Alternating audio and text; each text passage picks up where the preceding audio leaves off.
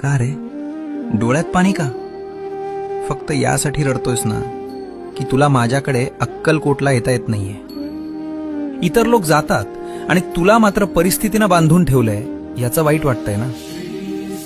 तू तिथे येऊन त्या गर्दीत मला शोधतोस, पण मी तर तुझ्या घरातल्या त्या कोपऱ्यात तुझ्या देव्हाऱ्यात मांडी घालून बसलोय. बाळा, मंदिरात मी राजा म्हणून बसलोय, लोकांचं गारहाणं ऐकायला. पण तुझ्या घरात मी बाप म्हणून वावरतोय, तुला सांभाळायला. मग राजाच्या दरबारात जाणं महत्वाचं की बापाच्या मांडीवर बसणं महत्वाचं? त्यामुळे अक्कलकोटला येता येत नाही याची खंत करू नकोस.